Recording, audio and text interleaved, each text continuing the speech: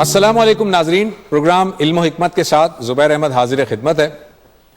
ناظرین، متحدہ ہندوستان اگست 1947 میں اس کی دو ریاستیں بن گئی، ایک کو پاکستان کہا گیا، ایک کو ہندوستان کہا گیا۔ لیکن اس موقع سے لے کر یعنی 1947 سے لے کر آج تک ایک مسئلہ ان دونوں ریاستوں کے درمیان ایسا ہے کہ جو آج تک حل نہ ہو سکا، اور وہ ہے مسئلہ کشمیر۔ اس مسئلہ کشمیر سے متعلق بہت ساری بحثیں ہوئیں، بہت ساری ڈسکشن ہوئیں، بہت سارے مذاکرات ہوئے، یہاں تک کہ متعدد جنگیں بھی پاکستان اور ہندوستان کے درمیان ہو چکی، لیکن یہ مسئلہ ابھی تک حل نہیں ہو سکا۔ بھارت انسانی حقوق کی پامالی بھی کر رہا ہے، اقوام متحدہ کا رول بھی اس میں آیا، لیکن اقوام متحدہ کا کوئی ایکٹیو رول ہمیں نظر نہیں آیا۔ آج ہم گفتگو کریں گے مسئلہ کشمیر اور بنیادی انسانی حقوق۔ میرے ساتھ تشریف رکھتے ہیں جناب جاوید احمد غامدی صاحب، اور ان کے ساتھ ساتھ یہاں کچھ شرکاء موجود ہیں جو کہ اس مسئلے پر مختلف اپنے سوالات جاوید صاحب کے سامنے رکھیں گے۔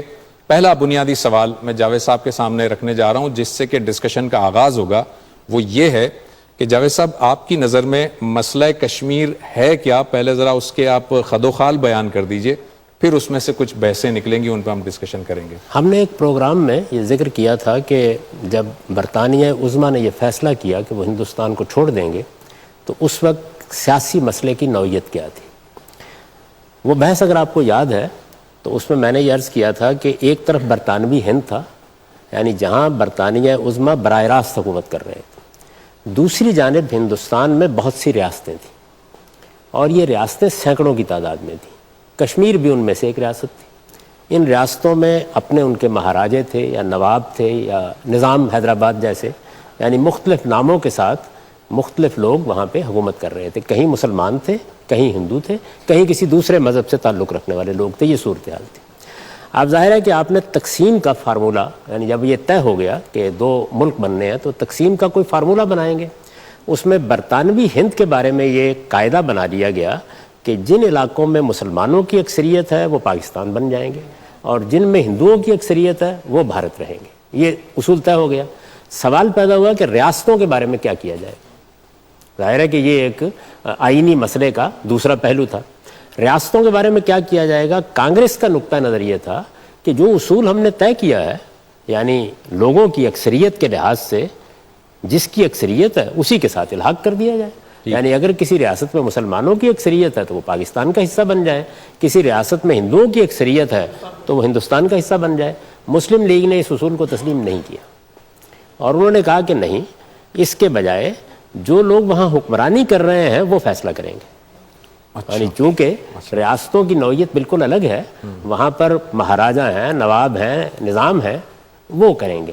اس میں ظاہر بات ہے کہ سیاست میں آپ بعض اوقات اصول پر کھڑے نہیں رہتے، ورنہ اگر آپ اصول کے لحاظ سے دیکھیں تو جب ہم نے حق خود ارادی کے اصول کو تسلیم کر لیا اور جمہوریت کے اصول کو تسلیم کر لیا، اور تقسیم کا سارا فارمولہ اسی پر مبنی ہے کہ لوگوں کو فیصلہ کرنا ہے، تو ہونا تو یہی چاہیے تھا نا۔ لیکن ہماری نگاہ اس وقت غالباً حیدرآباد پر تھی، اس لیے کہ بڑی امیر ریاست تھی اور وہاں نظام موجود تھے۔ بہرحال یہ کشمکش جب پیدا ہوئی تو اب معاملہ لوگوں کی بجائے دوسروں پر چلا گیا۔ اس میں مہاراجہ کشمیر نے فیصلہ کرنے میں تاخیر کی، اور بقول ان کے بالآخر اس نے الحاق کا فیصلہ کر لیا۔ ہمارے بقول ایسا ہوا ہی نہیں ہے۔ تو آپ دیکھیے کہ ایک مشتبہ معاملہ پیدا ہو گیا۔ یعنی ہم اس سارے معاملے کو ایک زاویے سے دیکھتے ہیں، وہ ایک دوسرے زاویے سے دیکھتے ہیں۔ ہمارے نزدیک اس موقع پر ایک غلط معاملہ ہو رہا تھا، بہت سے لوگ گئے، انہوں نے ایک حصے کو آزاد کرا لیا، جسے ہم آزاد کشمیر کہتے ہیں۔ ان کے نزدیک قانون کی خلاف ورزی کرتے ہوئے کچھ لوگوں نے وہاں آ کے ایک حصے کے اوپر قبضہ کر لیا۔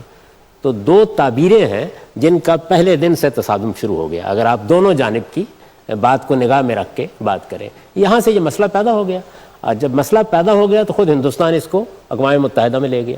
پنڈت جواہر لال نہرو صاحب نے اس موقع کے اوپر بڑی صحیح بات کی کہ دنیا میں انقلاب برپا ہو چکا ہے۔ وہ انقلاب یہ برپا ہوا ہے کہ قوموں کے حق خود ارادی کو مان لیا گیا ہے، لہٰذا لوگوں کے استصواب پر فیصلہ کر لیا جائے گا۔ یہی صحیح اصول ہے۔ یعنی جس طرح اس وقت کانگریس کی رائے ٹھیک تھی، اس موقع پر بھی پنڈت جواہر لال نہرو کی رائے بالکل درست تھی۔ لیکن پھر کیا ہوا؟ جب ہم سینٹو اور نیٹو وغیرہ کے معاہدات میں شامل ہوئے تو بہانہ بنا کے انہوں نے استصواب کے معاملے کو ٹالنا شروع کر دیا۔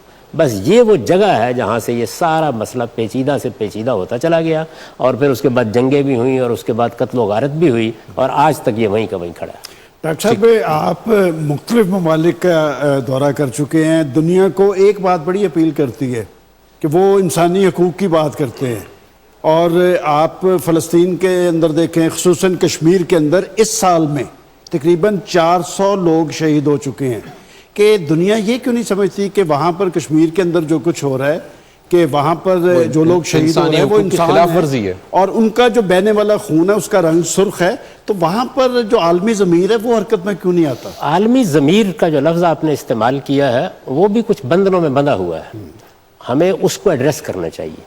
کشمیریوں کو بھی یہ کام کرنا چاہیے، یعنی کشمیر کی قیادت اگر یہ سمجھتی ہے کہ اس کو ہندوستان سے علیحدگی کے اصول کو منوانا ہے، تو اس کا طریقہ یہی ہے کہ جہاں سے آپ نے بات شروع کی ہے وہیں سے معاملہ لے کے جایا جائے۔ یہ بنیادی طور پر انسانی حقوق کا معاملہ ہے۔ ہم اصل میں اس کو متعلق کرتے ہیں تقسیم کے فارمولے سے۔ جب ہم تقسیم کے فارمولے سے متعلق کرتے ہیں تو یہ ایک ماضی کا سیاسی مسئلہ بن جاتا ہے۔ جس وقت آپ اس کو انسانی حقوق کے مسئلے کے طور پر لیں گے تو یہ آج کا مسئلہ بنے گا۔ تو میرے نزدیک ہندوستان نے جس طرح اس کی خلاف ورزی کی ہے وہ ایک شرمناک باب ہے۔ فلسطین میں جس طرح سے اسرائیل نے یہ معاملات کیے ہیں وہ بھی انتہائی شرمناک باب ہے۔ وجہ کیا ہے؟ وجہ یہ ہے کہ جو عالمی ادارہ بنایا گیا اقوام متحدہ، اس میں اس طرح کے معاملات میں مداخلت کا حق نہیں مانا گیا۔ مداخلت کے لیے جو قاعدے بنائے گئے ہیں وہ قاعدے بڑی حد تک بڑی طاقتوں کی صوابدید پر چلے جاتے ہیں۔ جنرل اسمبلی اپنی ذات میں صرف ایک قرارداد پاس کر سکتی ہے، حقیقت میں اس کی کوئی بھی عملی حیثیت نہیں ہوتی۔ سیکیورٹی کونسل میں یہ اصول مان لیا گیا کہ 5 بڑی طاقتوں کو ویٹو کا حق حاصل ہے۔ چنانچہ آپ تاریخ پڑھ کے دیکھیں کہ جب انسانی حقوق کا مسئلہ پیدا ہوتا ہے، وہ فلسطین میں ہو، کشمیر میں ہو، کسی جگہ کوئی نہ کوئی بڑی طاقت اس کو ویٹو کر دیتی ہے۔ اچھا، کبھی ہم خوش ہو جاتے ہیں کہ ہمارے حق میں ویٹو ہو گیا، کبھی وہ خوش ہو جاتے ہیں کہ ان کے حق میں ویٹو ہو گیا۔ تو اصل میں خود عالمی ضمیر کا حال یہ ہے کہ وہ دنیا بھر میں ان بنیادی مسائل کے بارے میں کوئی واضح پالیسی نہیں اختیار کر رہا۔ ہونا یہ چاہیے کہ تمام اقوام کا یہ حق مانا جائے کہ جن کے پاس بھی کوئی خطہ ارض ہے، وہاں اگر ایک بڑی تعداد یہ اعلان کر دیتی ہے کہ ہم علیحدگی چاہتے ہیں تو ان کو وہی حق ملے جو حق اسکاٹ لینڈ میں ابھی برطانیہ نے دیا ہے۔ یعنی کیا قیامت آ گئی اس میں؟ آپ دیکھیے، سیاسی پارٹیوں نے علیحدگی کی تحریک چلائی، انہوں نے لوگوں کو قائل کیا، ووٹ ڈالے گئے، وہ شکست کھا گئے اور وہ آج بھی برطانیہ کا حصہ ہے۔ تو یہ استصواب کے سوا اور جمہوریت کے سوا فصل نزاع کا کوئی طریقہ نہیں۔ ڈاکٹر صاحب، اس پہ بنیادی فریق تو ہم ہیں، اور کیا آپ سمجھتے ہیں عالمی ضمیر کی تو آپ نے بات کر دی کہ ان کے تو اپنے مفادات ہیں، ہم کہتے ہیں جی کہ ہمارے لیے یہ کور ایشو ہے۔ کیا پاکستان کی کشمیر کے حوالے سے کوئی پالیسی ہے، اور ہمیں کیا کرنا کیا چاہیے؟ دیکھیں، وہ لوگ تو شہید ہو رہے ہیں، یہ جو تحریک ہے یا یہ جدوجہد ہے آپ کو کسی حد تک یا کسی وقت بھی کارگر ہوتی نظر آ رہی ہے؟ میرے نزدیک اس میں بنیادی فریق خود کشمیری، ہم کو یہ حقیقت اب تسلیم کرنی چاہیے، دنیا کو بھی یہی بتانی چاہیے۔ یہ کشمیریوں کا معاملہ ہے، اسی جگہ جانا چاہیے جہاں سے بات شروع ہوئی تھی کہ یہ کسی قوم کا حق ہے، نہ یہ میرا حق ہے، نہ یہ ہندوستان میں رہنے والے کسی شخص کا حق ہے۔ یہ کشمیری قوم کا حق ہے کہ ان کو موقع ملنا چاہیے، وہ آزاد رہنا چاہتے ہیں، وہ پاکستان کے ساتھ آنا چاہتے ہیں، وہ ہندوستان کا حصہ بننا چاہتے ہیں، وہ فیصلہ کریں اور انہیں یہ فیصلہ آزادانہ طور پر کرنے کا حق ملنا چاہیے۔ ہماری پالیسی بھی یہی ہونی چاہیے، یعنی ہم جب اس کو اپنے لیے ایک سیاسی مسئلہ بنائیں گے تو پھر وہی ہوگا کہ کیا اس موقع پر مہاراجہ کا الحاق ٹھیک تھا یا غلط تھا، اقوام متحدہ کی قرارداد آپریٹو حصے سے تعلق رکھتی ہے یا وہ محض ایک سفارش ہے، ہندوستان کے اور ہمارے درمیان کیا شملہ معاہدے میں یہ طے ہوا تھا یا وہ طے ہوا تھا۔ جیسے ہی یہ مسئلہ پاکستان ہندوستان کا مسئلہ بنتا ہے تو یہ اصل میں انسانی حقوق کے مسئلے سے فوراً خارج ہو جاتا ہے۔ اس کو حق خود ارادی کے مسئلے کے طور پر پیش ہونا چاہیے، اور میرے نزدیک کشمیر میں جس طرح کا رویہ اختیار کیا ہے، ایک استبدادی طاقت کا رویہ اختیار کیا گیا ہے، اتنے لاکھ فوج وہاں بھیج دی گئی، اس طریقے سے لوگوں کے ساتھ مظالم کا ارتکاب ہوا۔ یہ پچھلے ہی دنوں جس طرح سے لوگوں کی آنکھیں گئی ہیں، جس طرح سے بچے اس کا نشانہ بنے ہیں، یعنی اس کے اوپر تو واقعہ یہ ہے کہ کلیجہ شک ہو جاتا ہے کیوں ہوا ہے یہ، یعنی اس دور میں، اس زمانے میں یہ آزادی کی قیمت ہے جو وصول کی جا رہی ہے۔ بڑا سادہ اصول ہے کہ ایک قوم ہے، اس قوم کی لیڈرشپ ایک طویل عرصے سے یہ کہہ رہی ہے کہ ہمیں آپ حق خود ارادی دیں، حق خود ارادی کے لیے آپ استصواب کرائیے. جو قوم آپ یہ فیصلہ کہنا کرتی چاہ رہے ہے. ہیں کہ ہم اب اس کو چھوڑ دیں کہ پاکستان نے غلطی کی کہ ہندوستان نے کی، اس سے نکل کر ہمیں حق خود ارادیت ہی کو فوکس کرنا ہمیشہ ماضی سے نکل جانا چاہیے. ایسے موقعوں پر بنیادی اصولوں پر کھڑے ہو کے بات کرنی چاہیے. کشمیریوں کا یہ حق کہ وہ یہ فیصلہ کریں کہ ان کو کیا کرنا ہے، یہ ناقابل تنسیق حق ہے. یہ حق ان کو پہلے دن سے حاصل ہے. یہ ان کا پیدائشی انسانی حق ہے. ہمیں اس حق کے علمبردار بن کے جانا چاہیے. ہندوستان اس کی خلاف ورزی کرتا ہے تو یہ بتانا چاہیے دنیا کو جا کے. اور اس میں دیکھیے ہمیں مظلوم کے ساتھ کھڑا ہونا ہے. یعنی مظلوم پاکستان میں ہے اس کی حمایت کرنی ہے، مظلوم ہندوستان میں اس کی حمایت کرنی ہے. تو جب یہ بات طے ہو گئی کہ جمہوری اصولوں پر فیصلے ہوں گے اور قوموں کا حق خود ارادی مان لیا گیا ہے تو اس کو ہم آگے لے کے چلیں گے. اسی بنیاد پر اگر ہم کشمیر کے مسئلے کو پیش کریں تو اس میں بڑی طاقت آئے گی. اس کے نتیجے میں دنیا اس کی جانب متوجہ ہوگی. عالمی اداروں کو بھی اپنے ضمیر کو جھنجھوڑنا پڑے گا. لیکن جب ہم اس کو ایک تقسیم کے ایجنڈے کے طور پر سامنے لاتے ہیں تو چونکہ پلوں کے نیچے سے بہت سا پانی گزر چکا ہے، اس وجہ سے کوئی پالیسی بن نہیں آتی. اور پھر ہم اس طرح کی تجویزیں پیش کرنی شروع کر دیتے ہیں جس طرح کی تجویزیں مثال کے طور پر مشرف صاحب کے زمانے میں زیر بحث آئیں. ڈاکٹر صاحب بنیاد تو یہی ہے، پھر آپ تو وہ بنیاد کو ہی کنٹراڈکٹ کر رہے ہیں. یہ تو بعد میں جدوجہد شروع ہوئی نا کہ تقسیم کا جو ایجنڈا تھا کہ اگر آپ اسے چھوڑ دیں کہ جناب اس بنیاد پہ یہ ڈویژن ہوئی تھی تو آگے کس طرح جایا جا سکے گا. اور کیا یہ تحریک اور جدوجہد آپ کو کارگر ہوتی نظر آ رہی ہے؟ چونکہ ہندوستان تو ماننے کے لیے تیار نہیں اور امریکہ اس کے پیچھے کھڑا ہے. دیکھیں نا ایک زمانے میں امریکہ انسانی حقوق کی بات کر رہا تھا اور اوباما صاحب کی پوری کمپین میں وہ اس خطے کا برننگ ایشو وہ کشمیر کو قرار دے رہے تھے. انہوں نے تو آنکھوں پہ پٹی باندھی ہوئی ہے. اور ہم بھی یہ کہہ دیں کہ جی یہ تقسیم ہے کے اس ایجنڈے سے ہم پیچھے ہٹ کے ہم کہیں کہ جی یہ صرف انسانی حقوق کا ایشو ہے تو ہم بنیاد چھوڑ دیں گے اس کی. قوموں کے حق خود ارادی کا مسئلہ ہے. میرے نزدیک تقسیم کے وقت بھی اس کو ایسے ہی ہونا چاہیے تھا. یہ ایک قوم کے حق خود ارادی کا مسئلہ ہے. یعنی یوں نہیں ہے کہ یہ محض انسانی حقوق کا مسئلہ ہے. ایک قوم اپنا پیدائشی حق چاہتی ہے. وہ حق کیا ہے کہ اس کو یہ موقع دیا جائے کہ وہ ہندوستان کے ساتھ رہنا چاہتی ہے، وہ پاکستان کے ساتھ آنا چاہتی ہے، وہ اپنی آزاد حکومت قائم کرنا چاہتی ہے. اس کو جب وہ پیش کرتی ہے تو اس پر گولیاں برسائی جاتی ہیں. تو یہاں انسانی حقوق کا مسئلہ پیدا ہوتا ہے. تو میرے نزدیک ان پر جو ظلم ہو رہا ہے اس کو انسانی حقوق کے مسئلے کے طور پر سامنے آنا چاہیے. اور جو ان کا سیاسی مسئلہ ہے اس کو قوموں کے حق خود ارادی کے اصول پر سامنے آنا چاہیے. اب رہ گئی یہ بات کہ تحریک وہاں جو چل رہی ہے، میرے نزدیک اس تحریک کو پہلے دن سے ایک پولیٹیکل موومنٹ ہونا چاہیے تھا. سیاسی تحریک میں تشدد کو قریب بھی نہیں آنے دینا چاہیے. یعنی اگر آج کے زمانے میں آپ کسی تحریک میں تشدد کا عنصر شامل کریں گے آپ اس کی ناکامی پر مہر ثبت کر دیں گے. آپ اس کے نتیجے میں لوگوں کی جان مال آبرو کو خطرے میں ڈالیں گے. آپ نتائج کو بہت دور کر دیں گے. وہاں کی لیڈرشپ کو یہ چاہیے تھا کہ وہ اپنے سامنے مہاتما گاندھی اور قائد اعظم کی سیرت رکھتی. جس طریقے سے انہوں نے ہندوستان میں بھی پہلے جنگ آزادی میں تشدد ہوا، لوگوں نے جہاد کے نام پر بہت سے اقدامات کیے.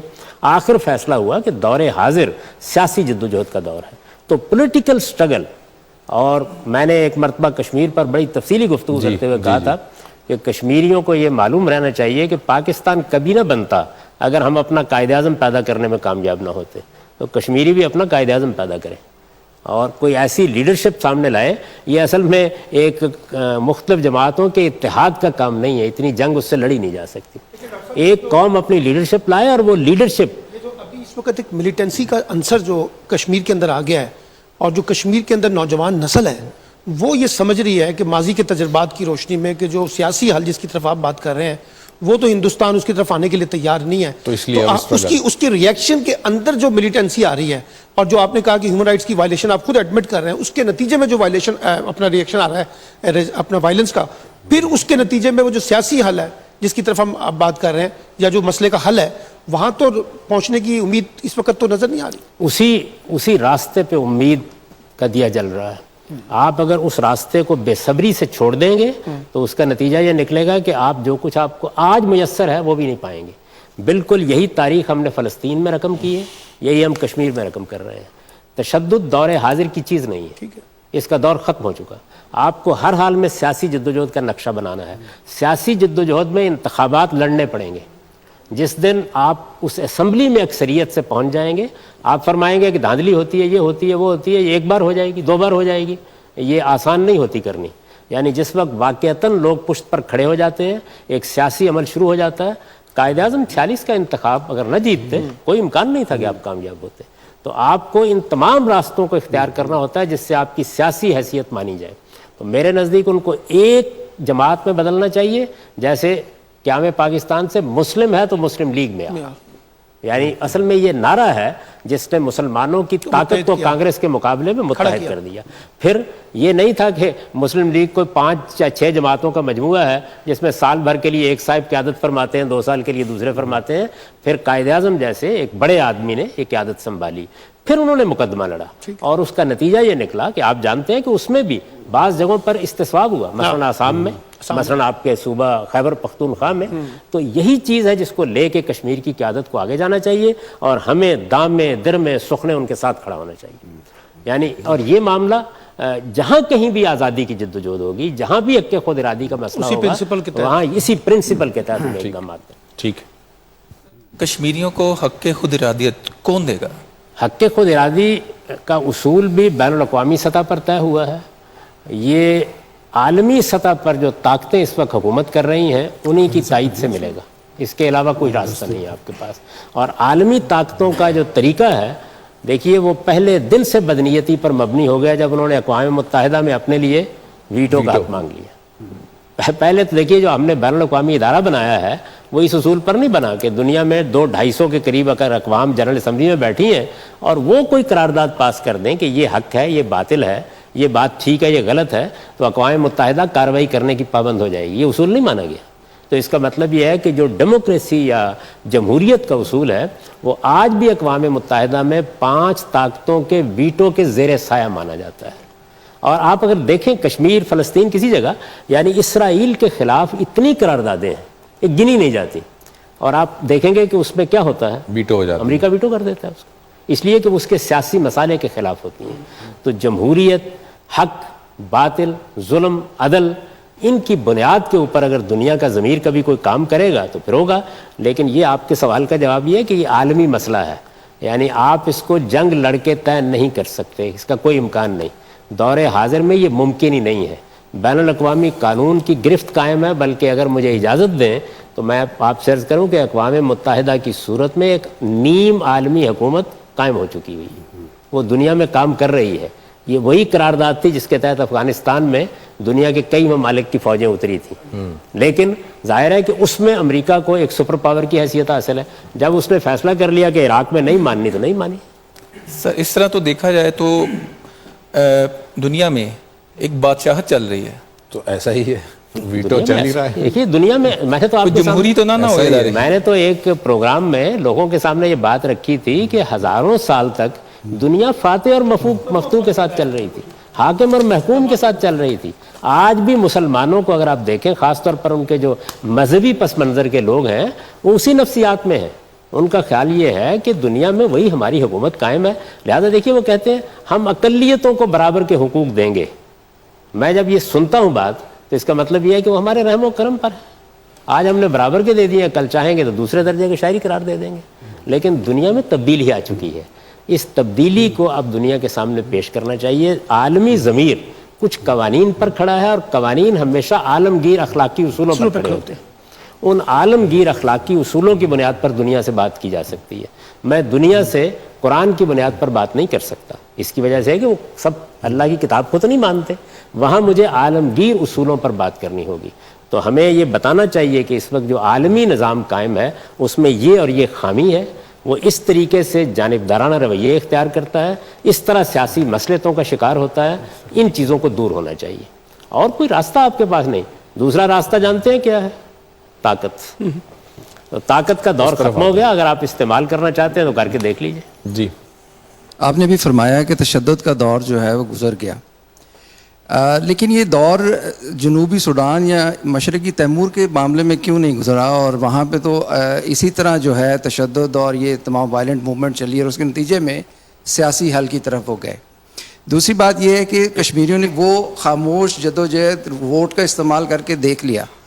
اب ان کے پاس کیا اور آپشن ہے سوائے اس کے کہ وہ اپنی فرسٹریشن کا اس طرح جو اظہار کر رہے ہیں؟ اس کے علاوہ کیا آپشن ہے ان کے پاس؟ فرسٹریشن کا اظہار، یہ 2 الفاظ ہی بہت کافی ہیں اس بات کی حقیقت واضح کرنے کے لیے. فرسٹریشن کا اظہار فرد کرے تو وہ بھی اپنی موت کے پروانے پہ دستخط کرتا ہے، قومیں کریں تو وہ بھی یہی کرتی ہیں۔ جن علاقوں کی آپ نے مثال دی ہے ان کی نوعیت اس سے بالکل مختلف ہے، تو ہمیں دونوں چیزوں کو ایک پلڑے میں نہیں رکھنا چاہیے۔ جب میں نے کہا تشدد کا دور ختم ہو گیا تو اس کا مطلب یہ ہے کہ بین الاقوامی سطح پر اب تشدد کو قانونی تحفظ حاصل نہیں ہے، یعنی یہ حاصل تھا 1928 سے پہلے، آپ چاہیں ایک جتھا بنائیں کسی ملک پر قبضہ کر لیں کوئی فرق نہیں پڑتا۔ آج کے زمانے میں یہ چیز اچھا، پھر یہ جو ایک خاص موومنٹ چلی جس میں سوویت یونین کا انہدام ہوا اور اس کے بعد دنیا بھر میں آپ دیکھیے امریکہ کو جب ضرورت تھی اس کی تو وہ کیا کرتا تھا، وہ یہیں کے لوگوں کو وائٹ ہاؤس میں مدعو کر کے ان کو گارڈ آف آنر پیش کر رہا ہوتا تھا۔ تو اس کا مطلب یہ ہے کہ عالمی سطح پر جب ان کی اپنی مصلحتیں تقاضا کریں گی تو پھر تشدد نظر نہیں آئے گا، پھر قانون کی خلاف ورزی بھی نظر نہیں آئے گی، لیکن طاقتور کے پاس طاقت کی زبان ہوتی ہے، کمزوروں کے پاس صرف اخلاق کی زبان ہوتی ہے۔ ہمیں عالمگیر اخلاقی اصولوں پر کھڑا ہونا چاہیے۔ آپ اگر امریکہ کی طرح سپر پاور بن گئے ہیں تو فیصلہ کر لیجئے طاقت کے زور کے اوپر۔ حالت تو ہماری یہ ہے کہ اللہ کے پیغمبر کو جب یہ کہا گیا کہ آپ کو ایک جنگ میں اترنا ہے تو یہ بتایا گیا کہ مادی طاقت کی اتنی نسبت ہوگی تو اللہ مدد کرے گا۔ ہماری مادی طاقت کی نسبت اس سے صفر اور لاکھ، بلکہ وہ جو صفر ہم فراہم کرتے ہیں وہ بھی ان کی ازراہ عنایت فراہم کرتے ہیں۔ تو حقیقت کی دنیا پر کھڑے ہو کر یہ سارے باتیں بیان کرنی چاہیے۔ ہمارے پاس صرف ایک ہی ہتھیار ہے، وہ عالمگیر اخلاقی اصولوں کا ہتھیار، ان پر ہم اپنے آپ کو منظم کریں، بات کریں، آہستہ آہستہ انسانی ضمیر اس کو سننے لگ جاتا ہے۔ باقی آپ کہتے ہیں کہ طاقت اور تشدد دونوں کو ہم نے استعمال کر کے دیکھ لیا، افغانستان میں دیکھ لیا، کشمیر میں کر کے دیکھ لیا، جتھے بنا کے دیکھ لیا، مذہبی لوگوں کو بیچ کے دیکھ لیا، جہاد کو استعمال کر کے دیکھ لیا، اور کیا کسر باقی ہے جو آپ کو کرنی ہے، اس کے نتائج بھی دیکھ لیے۔ جی جناب۔ ہم 5 فروری کو یوم یکجہتی کشمیر مناتے ہیں لیکن عملی طور پہ اس کے لیے کچھ نہیں کرتے۔ And second part of the question is that کہ امریکہ جس کو ہم کہتے ہیں کہ اخلاقیات کی اعلیٰ بلندیوں پر قائم ہے، ہر جگہ پہ وہ ظلم کر رہا ہے اور مسلمانوں کے خلاف کر رہا ہے۔ اور اگر ہم یہ چاہیں کہ یہ اخلاقیات کی بنیاد پر، موریلٹی کی بنیاد پر یہ کشمیر والوں کو ان کا حق مل جائے گا تو وہ مجھے تو نظر نہیں آتا۔ آپ اس کے بارے میں کیا کہیں گے؟ انسانی تاریخ میں کسی ایسی طاقت کا خلفائے راشدین کے بعد نام لیں جو اخلاقی اصولوں پر کھڑی ہو، اور یہ کس نے کہا ہے کہ امریکہ اعلیٰ اخلاقی اصولوں پر کھڑا ہے؟ اخلاقی اصول اندر کے لیے ہوتے ہیں، اندرون ملک۔ باہر کی دنیا میں اخلاقی اصول کہاں ہیں؟ اگر اخلاقی اصولوں پر کھڑے ہوتے تو کیا دنیا کے اندر یہی صورتحال ہوتی؟ یعنی ایک بڑی طاقت، ایک زمانہ تو ایسا آ گیا ہے نا امریکہ کے اوپر جس میں وہ واحد سپر پاور بن گیا۔ تو اگر امریکہ اخلاقی اصولوں پر کھڑا ہوتا تو آج شاید دنیا کی حکومت کر رہا ہوتا۔ دنیا کی حکومت کا مطلب طاقت کی حکومت نہیں ہوتی، یعنی آپ کے اخلاقی وجود کی حکومت، سارے لوگ سیلیوٹ کر رہے ہوتے، یعنی اگر آپ بنیادی اصولوں پر۔ تو اس لیے دنیا میں ایسا نہیں۔ جو بات میں نے کہی ہے وہ یہ ہے کہ دیکھیے اگر آپ کے پاس طاقت ہے تو ضرور استعمال کریں حق کے لیے۔ اللہ نے بھی اجازت دی، انہوں نے سوال کیا مجھ سے تو میں نے کہا کہ اگر کسی مظلوم کو ہم ظلم سے نجات دلا سکتے ہیں اور ہمارے پاس طاقت ہے اور ہماری ایک منظم حکومت ہے تو ہم ضرور جنگ کریں گے۔ یعنی کوئی جنگ ممنوع نہیں ہے، لیکن جب آپ کے پاس اس کی طاقت ہی نہیں ہے تو پھر مکے میں کیا کریں گے؟ اخلاقی اصول پر ہی صبر کریں گے۔ اخلاقی اصولوں پر ہی گفتگو ہوتی ہے۔ کیوں ہوتی ہے؟ اس لیے کہ حکومتیں اخلاقی اصول کی خلاف ورزی کر رہے ہوتے ہیں، انسانی ضمیر زندہ ہوتا ہے، اور وہ انسانی ضمیر ہے جو امریکیوں کا بھی ہے، وہ جاپانیوں کا بھی ہے، وہ برطانوی لوگوں کا بھی ہے۔ ہمیں اس کو بیدار کرنا ہے۔ جس وقت آپ اعلیٰ اخلاقی اصولوں کے لیے ایک عمومی فضا پیدا کر دیتے ہیں پھر وہ حکومتوں پر بھی اثر انداز ہونے لگ جاتی ہے۔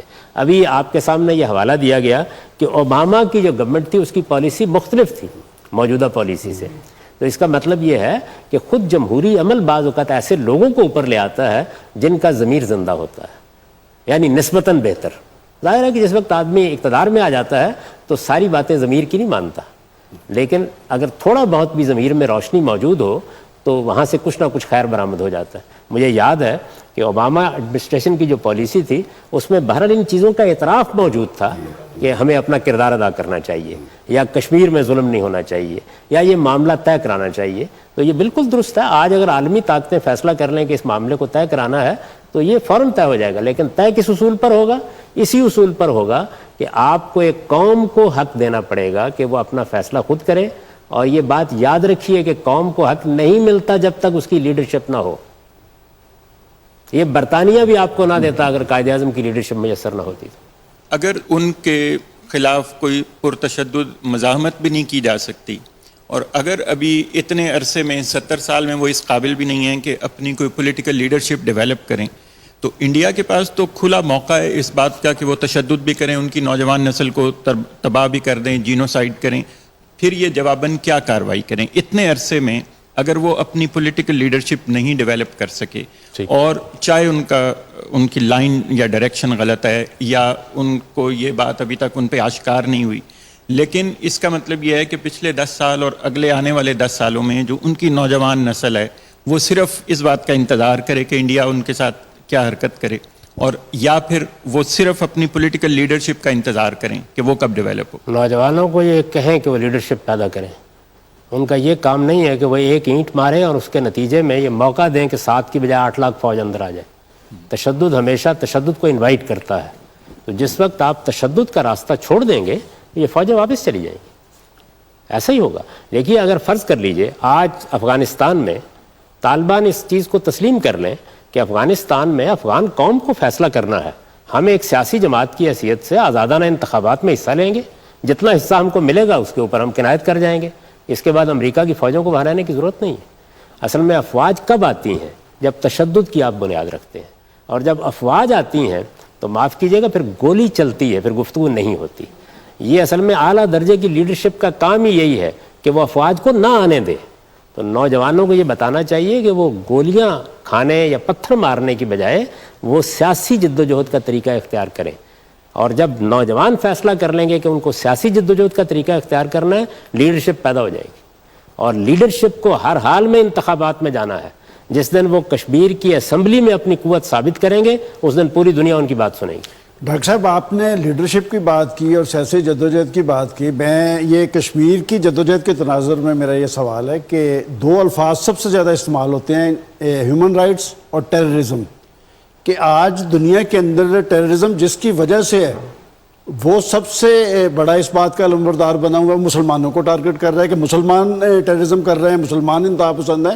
اسلام تو ایسی چیز نہیں کرتا.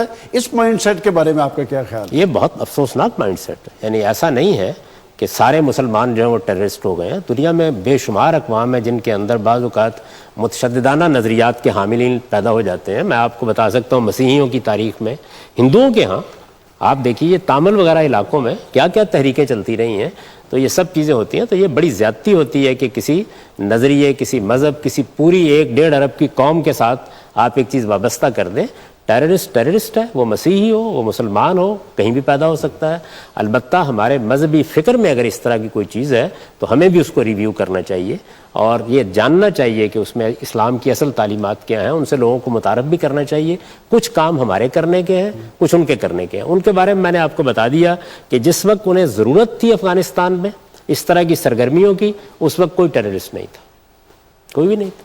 یعنی یہی لوگ تھے، یہی تنظیمیں تھیں، مذہبی بنیاد پر بنائی گئی تھیں، اسلحہ دیا جا رہا تھا، لڑائی کرائی جا رہی تھی. اس وقت تو صورتحال یہ تھی کہ وہ امریکہ کے 4 فادرز کے مقام پر پہنچ گئے تھے. لیکن جس وقت وہ مقصد ختم ہو گیا اس کے بعد ہم نے ان کے اوپر ٹیررسٹ کی ٹوپی رکھ دی. تو غلطی ہماری یہ ہے کہ ہم نے ایک غلط رویہ اختیار کیا. دوسروں کو تو بہرحال استعمال کرنا ہے. تو میں امریکہ جیسی طاقتوں کے ساتھ بھی یہی عرض کروں گا کہ ان کو بھی عالمگیر اخلاقی اصولوں کی بنیاد پر معاملات کرنے چاہیے. یہ دنیا کب تک مفادات کی اسیر رہے گی؟ کب تک لوگ اپنے سیاسی مفادات کی بنیاد پر بات کریں گے؟ یعنی یہ حقیقت ہے کہ لوگ بہت اطمینان سے، ہمارے ہاں بھی بعض لوگ کہتے ہیں کہ قومی مفاد اصل چیز ہے. نہیں، سچائی اصل چیز ہے، اس پر کھڑے ہونا چاہیے. کیونکہ قومی مفاد امریکہ کا اگر یہ سمجھتا ہے کہ ٹیررسٹوں کو آپ نے ہیرو بنانا ہے تو بن جائیں گے، اور قومی مفاد یہ تقاضا کرتا ہے کہ اب ان کو آپ نے دنیا بھر میں بدنام کرنا ہے اور اس کے ساتھ ایک پوری مسلم کمیونٹی کو بھی بدنام کرنا ہے. خود امریکہ میں اس پر لاکھوں لوگ رہتے ہیں، پرامن ہیں، انہوں نے وہاں خدمت کی ہے امریکہ کی، اس میں کوئی شک ہی نہیں ہے. دوسری جانب ہمیں اپنے گریبان میں بھی منہ ڈالنا چاہیے. ہمارے ہاں بھی صورتحال یہ ہے کہ ہم نہ اپنی حالت کو دیکھتے ہیں، نہ اپنے علم کو دیکھتے ہیں، نہ دنیا میں جہاں ہم کھڑے ہیں اس کو دیکھتے ہیں. لیکن نعرہ ہمارے یہاں یہی ہوتا ہے کہ لال قلعے پر جھنڈا لہرانا ہے.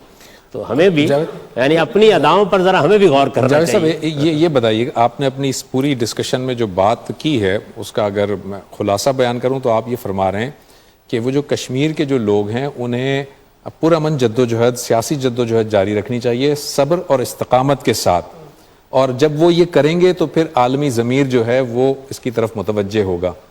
یہ بھی تو پاسبلٹی ہے کہ وہ یہ اگر کرتے رہیں اور انڈیا جو ہے وہ نسل کشی کرتا رہے اور ایک وقت آئے کہ یہ ساری مسلمانوں کی اکثریت کو مٹا ہی دے. یہ بھی تو پھر پاسبلٹی ہے. ضروری تو نہیں ہے کہ وہ استقامت کے نتیجے میں اس اصل منزل تک پہنچ پائیں, ہو سکتا ہے ختم ہو جائیں اور کشمیریوں کی اکثریت کو اقلیت میں بدل دے, اقلیت میں بدل دیں. بالکل یہ موقع بھی اصل میں آپ پرتشدد جدوجہد کے نتیجے میں دے رہے ہیں. اس کے نتیجے میں ہجرتیں ہوتی ہیں, اس کے نتیجے میں کاروبار ختم ہوتے ہیں. اگر آپ آج سیاسی جدوجہد کا فیصلہ کر لیں تو میں آپ کو بتاتا ہوں, ہندوستان کے آئین کی روح سے کشمیر میں باہر سے آنے والا 2 گز زمین بھی نہیں خرید سکتی. یہ تحفظ آج بھی حاصل ہے آپ کو ہر حال میں قانونی اور سیاسی جدوجہد کرنی ہے. آپ اپنے ملک میں جب اس طرح کے مسائل ہوتے ہیں تو کیا بتاتے ہیں لوگوں کو کہ بھائی ایک آئین ہے, قانون ہے, عدالتیں قائم ہیں, ان کے اندر جدوجہد کیجیے. کشمیر کو بہت سا تحفظ بھارت کے آئین کی روح سے بھی حاصل ہے. اس کو بنیاد بنا کر ان حقوق کے اوپر کھڑا ہونا چاہیے, سیاست میں اپنا مقام پیدا کرنا چاہیے. سیاسی جدوجہد کا فائدہ کیا ہوتا ہے؟ یعنی اگر آپ کو کچھ ملتا نہیں تو آپ کچھ کھوتے بھی نہیں. اور تشدد پر مبنی جدوجہد کیا کرتی ہے؟ اس سے ملتا کچھ بھی نہیں ہے اور آپ سب کچھ کھو دیتے ہیں. ابھی بات ہو رہی تھی پرامن جدوجہد کی, تو جہاد کے حوالے سے بتائے گا کہ پرامن کیسے کیا جائے. اور دوسری بات یہ کہ بے شک یہ کشمیری نوجوانوں کا اور ان کی جو قوم ہے اس کے حوالے سے یہ انہی کا فیصلہ ہونا چاہیے کہ وہ کیا چاہتے ہیں. لیکن ہم یہاں پہ بیٹھے ہوئے اگر یہ کہتے ہیں کہ کشمیر ہماری شہرگ ہے تو ہم کیسے ایک کردار ادا کر سکتے ہیں, اور جو کہ اب کی نوجوان نسل افسوس سے کہنا پڑ رہا ہے کہ کوئی کردار ادا کرتی ہوئی نظر نہیں آ رہی ہے, تو ہم کیا کر سکتے ہیں؟ میں نے تو کردار بتا دیا کہ آپ ان بین الاقوامی اخلاقی اصولوں کی بنیاد پر کھڑے ہو کر ان کی تائید کریں, ان کا ساتھ دیں. اخلاقی طور پر بھی جو طاقت آپ ان کو فراہم کر سکتے ہیں وہ کریں, اور وہ دنیا کے قانون کے مطابق ہے. یعنی اس میں کوئی کسی چیز کی خلاف ورزی نہیں ہے. کسی جگہ پر بھی اگر کوئی قوم اپنے حق خود ارادی کی جدوجہد کر رہی ہے اس کو ساتھ دینا انسانی فرض ہے. یہ بات میں نے آپ سے عرض کیا پچھلی صدی سے مان لی گئی ہے. جب یہ مان لی گئی ہے تو ہمیں اس سے فائدہ اٹھانا چاہیے. جہاد کا آپ نے لفظ استعمال کیا, قرآن مجید میں جہاد کی تعبیر 2 چیزوں کے لیے استعمال ہوتی ہے. یعنی آپ کسی میسج کو لے کے نکلیں, کوئی دعوت لے کے نکلیں, لوگوں تک اس کو پہنچائیں, اس کے لیے جدوجہد کریں, اس کو بھی جہاد کہا جاتا ہے. جب جہاد آپ تلوار سے یا بندوق سے کرتے ہیں تو اس کے لیے ضروری ہے کہ ایک منظم حکومت اس کا فیصلہ کرے. وہ گروہوں کے کرنے کا کام نہیں ہے. نہ اس میں عامت الناس کو جہاد کا لفظ دینا چاہیے کہ وہ اٹھے اور 2 پتھر ماریں اور اس کے نتیجے میں بیت المقدس امریکہ کا سفارتخانہ منتقل ہو جائے. یہ کام کبھی نہیں کرنا چاہیے. آپ کے علم میں ہونا چاہیے کہ 1948 میں جو اسرائیل بنا تھا وہ اس سے بہت چھوٹا تھا, اور جو طریقہ ہم نے اختیار کیا اس کے نتیجے میں آج ایک چھوٹی سی پٹی ہے جس کے اندر فلسطینی بند ہو کر رہ گئے ہیں. تشدد کا راستہ اللہ تعالیٰ نے تعلیم یہ دی ہے, اگر ظلم کے خلاف بھی اختیار کرنا ہو تو طاقت کا توازن دیکھ کے اختیار کرنا چاہیے. ذرا سورہ انفال پڑھیے, یہ بتایا ہے کہ رسول اللہ کے زمانے میں 1:2 کی طاقت ہو تو اللہ تعالیٰ نے فرمایا میں مدد کروں گا ورنہ نہیں کروں گا. ڈاکٹر صاحب ابھی جو حوالہ بی بی نے دیا وہ ایکچوئل قائد اعظم نے کہا تھا کہ کشمیر پاکستان کی شہرگ ہے, اور انہوں نے معاشی حوالے سے دیکھیں آج جب پانی کی ڈیمز کی بات کرتے ہیں تو اسی لیے کی جاتی ہے کہ جی ہمارا تو سارا پانی آتا ہے کشمیر سے آتا ہے, اور ہم اس میں کیا رول ادا کر سکتے ہیں کہ کشمیر کا فیصلہ ہو. اور ہمارا دیکھیں نا وہ کئی ڈیمز بنا چکا ہے ہمارے پانی کے اوپر, تو حکومت کو کیا سٹینڈ لینا چاہیے اور پاکستان کا سٹینڈ کیا ہونا؟ ہماری وہ شہرگ ہم کہتے ہیں اور وہ اٹوٹ انگ کہتے ہیں, دونوں طرف یہ مسئلہ ہے نا. اب کیا کریں جی نہیں دیکھیے یہ بڑی صحیح بات کی طرف توجہ دلائی. اصل میں جس طریقے سے پاکستان بنا ہے اس میں پانی تو آپ کی زندگی ہے نا, یعنی جو دریا آ رہے ہیں جو پانی ہے, اور پانی ایک مسئلہ بنتا جا رہا ہے. اس میں جو معاہدہ ہمارے درمیان اور ان کے درمیان ہوا تھا اس میں بھی بہت سی خلاف ورزیوں کی صورت پیدا ہو گئی ہے. ہمارے اکثر دریا کشمیری سے آ رہے ہیں, تو اس وجہ سے ایک پرامن لازماً حل نکلنا چاہیے. یہ حل عالمی ضمیر کو بھی دیکھنا چاہیے کہ اگر نہیں نکلے گا تو یہ جنگ کی بنیاد بنا ہوا ہے. اگر فرض کر لیجئے کسی موقع کے اوپر پاکستان کے لیے پانی کا مسئلہ وہ حیثیت اختیار کر لیتا ہے کہ زندگی موت کا مسئلہ بن جاتا ہے, تو پھر یہاں پر ایٹم بم ہی چلیں گے. تو اس وجہ سے دنیا کو بھی یہ سمجھنا چاہیے کہ اس کا نتیجہ کیا نکلے گا. دیکھیے اصول میں جو بات کر رہا ہوں کہ ہمیں پرامن جدوجہد کرنی ہے, عالمی ضمیر کو ہمیں متوجہ کرنا ہے, یہ بالکل ٹھیک ہے, لیکن تنگ آمد بجنگ آمد ہو جاتا ہے. پھر یعنی اگر آپ کسی قوم کے لیے جینے کا مسئلہ پیدا دیوار کر سے ہی دیں لگا دیں گے آپ تو اس کا پھر نتیجہ یہ نکلے گا. تو دنیا کو بھی سوچنا چاہیے کہ اگر وہ جنگ سے اور بدامنی سے اور فساد سے بچائے رکھنا چاہتی ہے اس خطے کو, تو ان مسائل کو حل کرنے میں اپنا کردار ادا کرے. آپ سوال کرنا چاہ رہے ہیں؟ جی سر، اگر کشمیری پرامن ہو جاتے ہیں تو کیا بھارت کی فوجیں بھی پرامن ہو جائیں گی؟ لازماً ہوگی. ہر حکومت کی یہ آخری خواہش یہ ہوتی ہے. آپ کو بلوچستان میں فوج کے سپرد معاملات کرنے کی ضرورت کیوں پیش آئی ہے؟ اگر آج بلوچستان کے لوگ یہ فیصلہ کریں کہ انہیں جمہوری جدوجہد کرنی ہے, وہ میدان میں آئیں, اپنی پارٹیاں بنائیں, سیاسی طور پر انتخابات لڑیں, کیوں بھیجیں گے آپ؟ ہمیشہ وہیں بھیجنا پڑتا ہے. ہمیں اگر اپنے فاٹا کے علاقے میں فوج بھیجنی پڑی تو کیوں بھیجنی پڑی؟ اس لیے کہ کچھ لوگوں نے وہاں اپنے اڈے بنائے اور پھر لوگوں پر حملے کرنے شروع کر دیے. تو فوج ہمیشہ اس وقت جاتی ہے, فوج واپس چلی جائے گی. آپ فیصلہ کر لیں کہ آپ کو جدوجہد پرامن کرنی ہے, ایک اینٹ بھی اٹھا کے نہیں مارنی. آپ کو سیاسی جدوجہد کرنی ہے. اور سیاسی جدوجہد کیا ہوتی ہے؟ لوگوں کے ضمیر کو بیدار کرنا, انہیں منظم کرنا, انہیں ایک پلیٹ فارم پر لانا, انتخابات کے موقع پر اپنی قوت کا اظہار کرنا. اس کو سیاسی جدوجہد کہا جاتا ہے. یہ بڑا واضح راستہ ہے جو دنیا نے آپ کو دکھایا ہے. اس سے پہلے 1.5 صدی پہلے دنیا میں تشددی کا راستہ تھا. اس کی طاقت ہے تو بھائی کون روکتا ہے؟ کر لو اختیار اس کو. لیکن یہ دنیا اب وہ نہیں رہی. تو آج راہ کرم اس بات کو سمجھیں, کیونکہ تشدد ہمیشہ تشدد کو جنم دیتا ہے, اور جب وہ ایک مرتبہ بچے جننا شروع کر دے تو پھر اس کے بعد روکنا ممکن نہیں رہتا. ہم اطمینان سے بیٹھ کے یہ کہتے ہیں یہ کام کرنا چاہیے. میرے نزدیک جو لوگ اس کی تعلیم دیتے ہیں ان کو پہلا قدم یہ اٹھانا چاہیے کہ اپنے آپ کو جا کے وہاں پیش کر دیں اس مقصد کے. اگر آپ نے سیاسی حل کی طرف آنا ہے تو آج کی دنیا جو ہے وہ 2 چیزوں پہ فوکس کرتی ہے, ایک سفارتی محاذ پر, ایک ڈپلومیسی کے محاذ پہ. اگر میں آپ سے پوچھوں کہ پاکستان نے اوورآل جو اپنا مقدمہ لڑا ہے کشمیر کے کانٹیکس میں, وہاں کیا اس نے رول پلے کیا ہے جس سے وہ عالمی دنیا کی توجہ حاصل کر سکا, نہیں کر سکا؟ سفارتی سطح پر ہم نے کیا کیا اس کام میں؟ مسلمان اپنے تمام مقدمات صرف بلند آہنگ زبان سے لڑتے ہیں. آپ نے کبھی دیکھا ہے مذمت کیوں نہیں کی گئی فلاں چیز کی, فلاں کے بارے میں ذرا زوردار الفاظ کیوں استعمال نہیں کیے گئے؟ سفارت کی زبان ہمیشہ بہت نرم زبان ہوتی ہے. اس میں لوگوں کو مائل کیا جاتا ہے. یہ خواہی نہ خواہی کسی چیز کا تذکرہ کرنے کا نام نہیں ہے. لیکن آپ یہ جانتے ہیں کہ ہمارے ہاں تو یہ ہوتا ہے کہ اچھا اقوام متحدہ کی اس مرتبہ تاریخی تقریر کرنے کا موقع ملا ہے تو ہم نے کتنے بڑے بڑے الفاظ استعمال کیے. سفارتی معاملات میں تو بعض اوقات الفاظ بولے نہیں جاتے اور مقاصد حاصل کیے جاتے ہیں.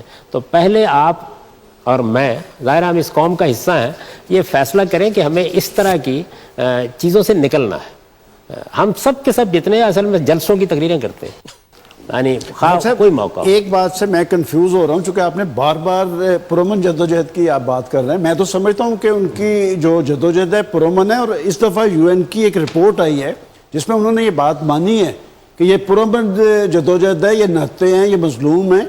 تو بات یہ کہ پرامن جدوجہد کے جواب میں جو ریاستی دہشت گردی ہو رہی ہے جس کی وجہ سے تشدد کا عنصر آتا ہے دنیا کے سامنے, تو یہ پرامن جدوجہد تو ہو رہی ہے, یہ نتیجہ خیز کیسے ہوگی؟ اسی لیے میں نے آپ سے یہ عرض کیا ہے کہ اب یہ انسانی حقوق کا مسئلہ بھی بن گیا ہے. یعنی پرامن جدوجہد جو ہے اس کی طرف کشمیری آ رہے تھے, صورتحال بہتر ہو رہی تھی. ہمارے ہاں سے بھی جو غلطی کی جا رہی تھی اس کو ہم نے کم و بیش ختم کرنے کا فیصلہ کر لیا تھا. تو یہ ہونا یہ چاہیے. لیکن اس پرامن جدوجہد کو اب واقعتاً ایک پرامن علم ملنا چاہیے. وہ اس وقت ملے گا جب پوری لیڈرشپ اس پرامن جدوجہد کی علمبردار بن جائے گی اور ان کے نوجوانوں کو ان کی طرف سے یہ میسج ملے گا کہ تم کو ایک اینٹ بھی اٹھا کے نہیں مارنی. آؤ ہم سب مل کے کشمیر کی تعمیر کریں, کشمیر کو جنت نظیر بنائیں, معاشی سرگرمیاں زندہ ہوں, لوگوں کے لیے وہ اسی طرح کشش کا باعث بنے. پرامن جدوجہد کا فائدہ یہ ہوتا ہے کہ تعلیم ضائع نہیں ہوتی, مستقبل خراب نہیں ہوتا, معاشی جدوجہد میں کوئی تبدیلی نہیں آتی اور آپ آرام سے یہ کام کرتے ہیں. چونکہ ایک لمبے عرصے تک وہاں پر تشدد کا معاملہ رہا, افواج آ گئیں, اس کے بعد کہیں نہ کہیں کوئی ایک آدھ اینٹ آپ اٹھا کے مار دیتے ہیں اور اس کا نتیجہ کیا نکلتا ہے؟ افواج واپس جانے سے انکار کر دیتی ہیں. تو واقعتاً ہمیں اس میں کوئی شبہ نہیں, آپ نے درست فرمایا کہ اب انہوں نے یہ طریقہ کم و بیش ختم کر دیا ہوا ہے. نہیں, اس کو اور بلند آہنگ ہو کے ختم کرنا ہے. بالکل اسی طرح آپ دیکھیے کبھی مولانا ابوالکلام آزاد جیسا شخص, آپ جانتے ہیں کہ کلکتہ میں جو ٹیررسٹ گروہ تھے ان میں شامل ہوا جا کے, لیکن وقت کے ساتھ یہ اندازہ ہو گیا کہ جدوجہد پرامن ہونی ہے. قائد اعظم کا کمال کیا تھا؟ قانونی آئینی جدوجہد, اور قانونی آئینی جدوجہد ہی سے یہ پاکستان ملا تھا. کشمیر میں بھی اگر کوئی انسانی حقوق کی خلاف ورزی بند ہونی ہے اسی جدوجہد سے ہونی ہے. اس کے لیے ہم سب کو تیار کرنا چاہیے, اور اگر اس کے باوجود ہندوستان خلاف ورزی کرتا ہے تو پوری دنیا میں اس کو انسانی حقوق کے مسئلے کے طور پر نمایاں کرنا چاہیے، اپنا کردار ادا کرنا چاہیے. وہ صرف بلند آہنگ تقریروں سے نہیں ہوگا، اس کے لیے بڑے مجے ہوئے لوگ جو اپنی بات کہہ سکیں، بین الاقوامی فورم پر کہہ سکیں، لوگوں کو قائل کر سکیں. اور میں آپ سے عرض کروں کہ قائل کرنے کا عمل تقریروں سے کم اور شائستہ، مہذب اور مدلل گفتگوؤں سے زیادہ ہوتا ہے. سر یہ جو کشمیر کا معاملہ ہے یہ باقی چیزوں سے الگ، یا اس کو پارٹیشن کے حوالے سے اس لیے کہا جاتا ہے تاکہ یہ باور کرایا جائے کہ یہ بنیادی طور پر ہندوستان کا حصہ نہیں رہا. آپ جس پرامن جدوجہد کی اور پھر کشمیر اسمبلی میں لوگوں کے جانے کی بات کر رہے ہیں، وہ تو سارا کچھ پھر ہندوستان کے آئین کے مطابق وہ تو اس کو تسلیم کر لینے کے مترادف ہے، اور کیونکہ وہاں پہ آپ حلف بھی اٹھاتے ہیں پھر وہ ہندوستان کے آئین کے تحت ہوتا ہے. تو کیا یہ دونوں چیزیں متضاد نہیں ہو جاتی کہ ایک طرف آپ کو کہہ رہے ہیں کہ ڈسپیوٹڈ ایریا یا یہ ایب انیشیو اس کا پارٹ ہی نہیں ہے، اور دوسری طرف جو ہے آپ اسی کے تحت حلف بھی اٹھا رہے ہیں اور اس کی ریاستی اسمبلی میں بھی جا رہے ہیں؟ جو تحریک آزادی کی قیادت تھی وہ سب یہ دونوں کام کر رہی تھی، وزارتوں میں بھی شامل ہو رہے تھے. قائد اعظم نے، مہاتما گاندھی نے، کانگریس نے، یہ سارے دونوں کام یکساں کیے ہیں. یعنی ایک آپ کا مقصد ہوتا ہے جس کی آپ جدوجہد کر رہے ہیں، دوسرے آج کے جو حالات ہیں ان میں آپ ایک سیاسی جگہ پر کھڑے ہو کر معاملات کر رہے ہوتے ہیں. دنیا کی ساری تاریخ میں جو ہوتا رہا ہے. اس وقت مثال کے طور پر اسکاٹ لینڈ میں جو پارٹی وہاں تک نوبت لے آئی تھی کہ برطانیہ عظمیٰ کو وہاں ریفرنڈم کرانا پڑا، وہ انتخاب بھی لڑتے ہیں، وہ وہاں حکومت بھی کرتے ہیں، وہ پارلیمنٹ میں بیٹھے ہوئے بھی ہیں، اور وہ یہ کہہ رہے ہیں کہ 10 سال بعد دوبارہ ہم آئیں گے اور کہیں گے کہ یہ کام کروائیے. تو سیاسی جدوجہد اس طرح بلیک اینڈ وائٹ میں نہیں ہوتی، اس میں بہت سے گرے ایریاز ہوتے ہیں جن کے اندر حکمت اور تدبر کے ساتھ راستہ نکالا جاتا ہے. ایک موقع کے اوپر مولانا ابوالکلام آزاد نے کانگریس کے اجلاس میں جب بہت اختلاف ہو گیا، کچھ لوگوں کا خیال تھا کہ یہ اس وقت جو انتخابات ہو رہے ہیں ان میں حصہ لینا چاہیے، کچھ لوگ کہہ رہے تھے نہیں لینا چاہیے. تو انہوں نے فرمایا کہ کانگریس کی سطح پر ہم انتخابات میں نہ حصہ لینے کا فیصلہ کرتے ہیں، لوگوں کو آزاد چھوڑ رہے ہیں، دونوں کام کریں، اس سے فائدہ ہوگا. ادھر اس پلیٹ فارم پر ہم اپنی بات کہتے رہیں گے، دوسری طرف کچھ لوگ وہاں بھی چلے جائیں گے. تو اس لیے سیاستدان ہمیشہ اور طرح سے سوچتے ہیں. بدقسمتی سے ہمارے ہاں بندوق کے نالی میں سوچنے کا دماغ منتقل کر دیا گیا ہے. اس کے نتائج انتہائی خطرناک ہوتے ہیں. سیاست نام ہی اس کا ہے کہ آپ تضادات کے اندر سے راستہ نکال لیتے ہیں، اسی کو سیاست کہا جاتا ہے. جاوید صاحب یہ بتائیے گا کہ آپ نے یہ جو بنیادی خد و خال تو بیان کر دیے، پاکستان کا جو رول ہے، اب آپ نے شروع میں فرمایا کہ پاکستان فریق نہیں ہے، فریق تو دراصل وہ کشمیری ہی ہیں. تو پاکستان کو جب آپ یہ کہتے ہیں کہ وہ فریق ہی نہیں ہے، تو پھر پاکستان اپنی سفارتی سطح پر، اپنے سیاسی سطح پر، اخلاقی سطح پر پھر کس مقام پہ کھڑا رہے گا؟ کہاں کھڑا ہوگا پاکستان جب وہ فریق ہی آپ کہہ رہے ہیں وہ فریق ہی نہیں ہے سرے سے؟ ایک ہی نقطے نے محرم کو مجرم کر دیا. میں نے یہ نہیں کہا تھا کہ فریق نہیں ہے، میں نے کہا تھا بنیادی فریق، یعنی بنیادی حیثیت کشمیریوں کو حاصل ہے. اس کے بعد ظاہر ہے ہم بھی فریق ہیں، ہندوستان بھی فریق ہے، دونوں فریق ہیں. یعنی ان کا بھی ایک مقدمہ ہے، ہمارا بھی ایک مقدمہ ہے. آپ اپنے کسی مقدمے کو واپس نہیں لیتے. میری بات کا یہ مطلب نہیں ہے کہ ہم یہ بتانے سے اب رک جائیں کہ یہ معاملہ کیسے ہوا تھا، اس کی تاریخ کیا تھی. خود میں نے ابھی اس کا ذکر کیا ہے کہ مسئلہ ایسے پیدا ہوا تھا، اس پس منظر سے اٹھا تھا. یہ سب باتیں ہیں. ہمارا ایک نقطہ نظر بھی ہے، یا کشمیر کے معاملے میں جو کچھ ہندوستان نے اس وقت کیا اس پر بھی ہم ایک نقطہ نظر رکھتے ہیں، ہم اس پر کھڑے رہیں گے. لیکن بنیادی حیثیت کس کو ہے، فیصلہ کن حیثیت کس کو ہے، ہم کس کے لیے یہ سب کر رہے ہیں؟ وہ کشمیریوں کے لیے کر رہے ہیں. تو بنیادی حیثیت کشمیریوں کی ہے. تو میں نے بنیادی کا لفظ استعمال کیا تھا، جیسے ہی آپ نے اس کو نکال دیا تو محرم مجرم. ڈاکٹر صاحب اس پہ ہم صرف ریزولیشنز تک رہے، مطلب پروبل جدوجہد تو وہ کر رہے ہیں، اور ہم ریزولوشن تو ہم صرف ریزولیشنز کبھی قومی اسمبلی میں پاس کر لیں، کبھی پنجاب اسمبلی میں پاس کر لیں، تو ریزولیشن سے کام چل جائے گا؟ جی نہیں، ہمیں ان کی ہر لحاظ سے مدد کرنی چاہیے، ہر لحاظ سے ذرا ڈیفائن قانونی، کیجیے گا. بین الاقوامی طور پر بھائی جو کچھ بھی دنیا کے بین الاقوامی قانون کی روح سے مدد ہو سکتی ہے کریں گے ہم. یعنی دنیا میں بھی جائیں گے، ان کا مقدمہ بھی پیش کریں گے، ان کے ساتھ بھی کھڑے ہوں گے، ان کو اگر اخلاقی طور پر کوئی مدد درکار ہے وہ بھی کریں گے، اور اس کے ساتھ اگر کسی جگہ کے اوپر ان کو کوئی مالی مدد درکار ہے اور دنیا کے قانون کے مطابق وہ کوئی ناجائز کام نہیں ہے. آخر دنیا میں کشمیری ہر جگہ موجود ہے نا. تو ان کشمیریوں کو جو مثلا امریکہ میں ہے، جو برطانیہ میں ہے، کیا ہم ان کے ہاتھ مضبوط نہیں کر سکتے کہ وہ اس کے لیے تنظیمیں بنائیں، آرگنائزیشنز قائم کریں اور اس طرح سے اپنا مقدمہ قائم کریں؟ ہر طرح سے ایک چھوٹا سا سوال اور ہے جی، پاکستان کی آپ نے بات کر دی ہے، یہ عالم اسلام جب ہم جاتے ہیں حج کرنے، عمرہ کرنے، وہاں پر فلسطین کی بات ہوتی ہے، لیکن کشمیر کے اندر جو قتل و غارت ہو رہی ہوتی ہے اس کا ذکر نہیں ہوتا. عالم اسلام اس ایشو پہ ہمارے ساتھ کیوں نہیں کھڑا ہوتا؟ عالم اسلام کسی بھی ایشو پر کہاں کھڑا ہے؟ یعنی عالم اسلام کا جو معاملہ ہے اس وقت، اس پر تو بس آپ ماتم ہی کر سکتے ہیں. دیکھیے ہر جگہ یہی ہوگا, جب آپ غیر حقیقت پسندانہ طریقے اختیار کریں گے اور آپ اخلاقی اصولوں کی بنیاد پر کھڑے نہیں ہوں گے تو پھر تضادات جنم لیتے ہیں. عالم اسلام کا مسئلہ بھی یہی ہے, یعنی کسی جگہ بادشاہت ہے, کسی جگہ آمریت ہے.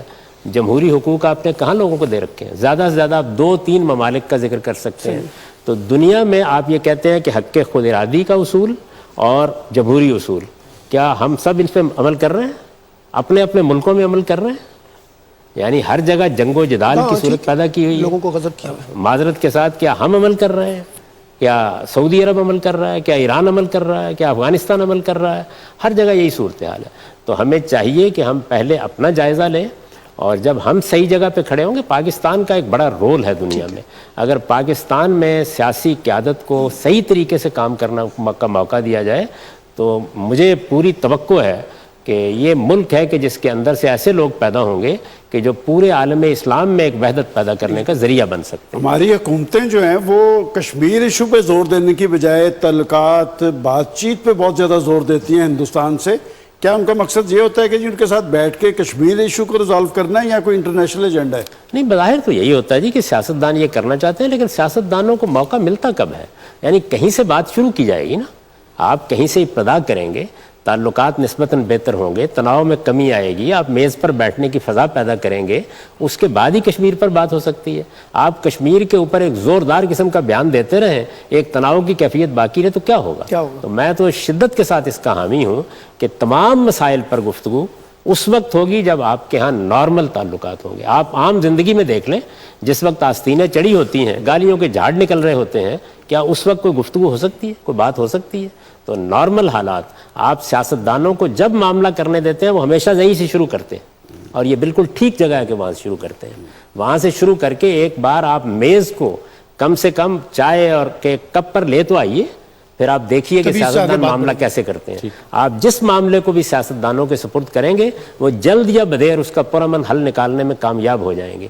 اس لیے کہ یہ سیاستدان کا مزاج ہی بالکل یہ ہوتا ہے کہ وہ معاملے کو ٹھیک جگہ سے شروع کرنے کی صلاحیت رکھتا ہے. برے سے برا سیاستدان, اور اچھا سیاستدان کیسے پیدا ہوتا ہے؟ جب آپ سیاسی عمل کو مداخلت سے پاک جاری رہنے دیتے ہیں. جاوید صاحب ایک ذرا وضاحت کر دیجیے گا, آپ نے ابھی فرمایا, جیسے میں نے کہا کہ پاکستان سفارتی سطح پر کس طرح سے مدد کرے, تو آپ نے فرمایا کہ اخلاقی طور پر ہم ان کے ساتھ کھڑے ہیں, اور کہیں پہ ضرورت پڑی تو مالی مدد بھی کریں گے, ہم ان کے ہاتھ مضبوط کریں گے, یہ آپ نے فرمایا. جب ہم مالی مدد کریں گے اپنے کشمیری بھائیوں کی تو ہمارے اوپر یہ الزام لگے گا کہ ہم ٹیررزم کو فنڈنگ کر رہے ہیں. مالی طور پر اگر میں امداد کروں گا تو ٹیررزم کی فنڈنگ کا الزام لگے گا مجھ پر, تو وہ پھر کیسے دیکھیں گے آپ؟ یعنی جب ہم نے یہ موقف اپنا لیا کہ کوئی ٹیررزم نہیں ہوگا, کوئی تشدد نہیں ہوگا, کوئی جہاد کے نام پر اس طرح کی سرگرمیاں نہیں ہوں گی, پرامن جدوجہد ہوگی, تو پرامن جدوجہد کی مالی مدد کرنا کون سا کوئی گناہ کا کام ہے؟ دنیا بھر میں کشمیری موجود ہیں, اگر ہم ان کی مدد کریں اور وہ اپنا موقف دنیا میں پیش کرنے, یعنی جب ہم مالی جتنی بھی پرامن کریں, جب وہ پرامن جدوجہد پر بھی آ جائیں گے اور اگر ہم مالی فنڈنگ کریں گے تو فنڈنگ ہی کا ہمارے اوپر الزام آئے گا کہ ہم فنڈنگ کر رہے ہیں. وہی اعلانیہ کریں گے, یعنی کیا ہے, ایک مظلوم کا ساتھ دے رہے ہیں, وہ جدوجہد کر رہے ہیں, ان کو ضرورت ہے اس بات کی. دنیا بھر میں ان کے دفاتر اگر قائم ہے, وہ دنیا میں اپنا مقدمہ پیش کر رہے ہیں, کیوں مدد نہیں کریں گے؟ دیکھیے جس وقت آپ تشدد کا راستہ اختیار کرتے ہیں, اعتراض اس وقت ہوتا ہے جب آپ اسی وقت اٹھیں گے, ورنہ کیا ہے دنیا میں. نہیں, امریکہ مدد نہیں کرتا, مختلف اقوام کی مختلف گروہوں کی مدد نہیں کرتا, اچھے مقاصد کے لیے ان کو وسائل فراہم نہیں کرتا. اچھا آپ کو نہیں کرتا, دوسرے لوگوں کو نہیں کرتا, تو یہ جرم ہمارے لیے رہ گیا ہے. یہ جرم ہمیشہ تشدد, فساد اور فتنہ ہوتا ہے. اس کے راستے نکلیں گے. اس وقت بھی میں بتا سکتا ہوں آپ کو بین الاقوامی قانون میں ہم کیا کیا مدد کر سکتے ہیں, بے شمار راستے ہیں, لیکن کیا ہم ان پر غور کرنے کے لیے تیار ہیں؟ ٹھیک, ہم نے تو آج تک کسی سلیقے کے ساتھ اس مقدمے کو پیش نہیں کیا. آپ نے امریکہ کا ذکر کیا ہے. امریکہ 17 سال کے بعد بالآخر افغانستان میں طالبان سے مذاکرات پر مجبور ہوا. کیا یہی فارمولہ کشمیر پہ لاگو نہیں ہو سکتا کہ جب وہ پاکستان پہ زور دیتا ہے کہ جی آپ اپنا رول ادا کریں, تو یہ فارمولہ وہاں پر کشمیری مجاہدین یا کشمیری جو جدوجہد کر رہے ہیں, یہ بات وہ وہاں پر کیوں نہیں لاگو کرتا؟ بات یہ ہے کہ ہر جگہ لوگوں کو میز ہی پر آنا چاہیے, ہر جگہ مذاکراتی پہ آنا چاہیے, لیکن کسی پرنسپل پر ہوگا نا معاملہ. یعنی آپ کسی اصول پر بات کریں گے، پہلے اس اصول کو مانا جائے کہ کشمیریوں کو حق خود ارادی حاصل ہے، کشمیری ایک تاریخی طور پر قوم ہے، ان کے پاس ایک خطہ ارض ہے، انہوں نے اپنی اس حیثیت کو ہمیشہ منوایا ہے، ہندوستان کے آئین میں بھی ان کی ایک مخصوص حیثیت ہے، وہ ایک آزاد ریاست تھے، انہوں نے اپنی آزادانہ مرضی سے فیصلہ کرنا تھا، ان کے اس حق کو چیلنج نہیں کیا۔ طالبان نے تو دوسری طرح منوایا ہے، طالبان نے تو زور سے منوایا، 44 صوبوں پہ ان کی حکومت قائم ہوئی ہے۔ یہ فیصلہ ابھی تاریخ کرے گی کیا منوایا ہے، یعنی اس کے جو نتائج نکلے ہیں وہ یہ ہے کہ افغانستان کھنڈر بن گیا ہے، ان کی پوری قوم تباہ ہو کے رہ گئی ہے، ان کے تعلیمی ادارے بالکل ویران ہو کر رہ گئے ہیں، ان کے بہترین لوگ باہر چلے گئے ہیں، یہ قیمت ہے جو وصول کی جا رہی ہے۔ طالبان نے جو کچھ کیا ہے یہ اپنی جگہ ایک موضوع ہے کہ انہوں نے کیا کیا اور کیا منوایا۔ صاحب امریکہ بھی تو اعلان نہیں کر سکا نا اپنی فتح کا، تمام دنیا کی طاقت اس کے پیچھے کھڑی تھی، مطلب آپ دیکھیں 42 ممالک اس کے ساتھ تھے، تو اپنی فتح کا اعلان تو وہ بھی نہیں کر سکا۔ آج کے زمانے میں اب کسی کو کبھی فتح نہیں ہوگی، کہیں بھی نہیں ہوگی، یہ قوموں نے فیصلہ کرنا ہے، تو افغانستان کی قوم کا جو فیصلہ ہوگا اور جو اس کی طاقت ہوگی فتح اس کو ہوگی۔ نہ افغانستان میں امریکہ کو فتح حاصل ہو سکتی ہے جنگ کر کے، نہ ہمیں فتح حاصل ہو سکتی ہے جنگ کر کے، اور کشمیر میں ہندوستان کو بھی فتح حاصل نہیں ہو سکتی، کسی کو بھی نہیں ہو سکتی۔ یعنی کشمیر تو ایک طرف رہا، جن دوسرے علاقوں میں ہندوستان نے کاروائیاں کی، فتح نہیں کبھی حاصل ہوتی، وقتی طور پر ایک موقع آ جاتا ہے جس میں آپ کچھ اطمینان کرتے ہیں، یہ اصول مان لینا چاہیے، یا تو بین الاقوامی سطح پر اعلان کر دیں کہ فتوحات کا دور واپس آ گیا ہے، اس کے بعد فتح ہو جائے گی۔ اصل میں فتح کا لفظ ہی غلط ہے، یعنی آپ کیا یہاں اس لیے آئے تھے کہ آپ نے افغانستان کو فتح کر کے یہاں اپنی حکومت قائم کرنی ہے؟ اگر اس لیے آئے ہوتے تو کر چکے ہوتے۔ وہ اس لیے آئے تھے کہ یہاں افغانستان کے لوگوں کو ایک جمہوری حکومت دی جائے۔ اب یہ جو نصب العین ہے کہ جمہوری حکومت دی جائے، یہ افغانستان کے حالات کے لحاظ سے ابھی زمینی حقیقتوں کے مطابق ہے نہیں ہے، وہ ایک الگ بحث ہے، لیکن وہ آئے کس لیے تھے؟ افغانستان کے اندر افغانستان کی ایک حکومت قائم کرنے کے لیے۔ تو فتح اس دن ہوگی جس دن افغان قوم کو یہ حق ملے گا کہ وہ اپنے آزادانہ فیصلے۔ ٹھیک، بہت بہت شکریہ، آپ تمام حضرات کا بہت شکریہ۔ ناظرین، ہم نے آج گفتگو کی مسئلہ کشمیر اور بنیادی انسانی حقوق کے حوالے سے۔ جو بات سامنے آئی وہ یہ ہے کہ مسئلہ کشمیر میں جو بنیادی فریق ہے وہ خود کشمیر کے لوگ ہیں، اور کشمیر کے لوگوں ہی کو ایک یہ فیصلہ کرنا ہے، انہیں ایک قیادت میسر آنی چاہیے، اور وہ قیادت کے زیر سایہ، قیادت کی رہنمائی میں بنیادی انسانی حقوق کے حوالے سے، حق خود ارادیت کے حوالے سے اپنی پرامن اور مستقل جد و جہد جاری رکھیں، اور یہ مقدمہ عالمی ضمیر کے سامنے پیش کریں، تب اس بات کا امکان ہے کہ وہ اپنی جد و جہد میں کامیاب ہو سکیں گے۔ تاہم اس پوری گفتگو میں ہو سکتا ہے کہ کچھ ایسے نکات ہوں، کچھ ایسی بحث ہو جس سے آپ اختلاف رکھتے ہوں، اور آپ کے ذہن میں کوئی سوالات ہوں، اپنے سوالات اس ای میل ایڈریس پر ہمیں بھیجیے گا ih@duniatv.tv۔ آپ کے ان سوالات کو اگلی کسی نشست میں ہم ٹیک اپ کریں گے۔ اگلے پروگرام تک کے لیے اپنے میزبان ڈاکٹر زبیر احمد کو اجازت دیجیے۔ اللہ حافظ۔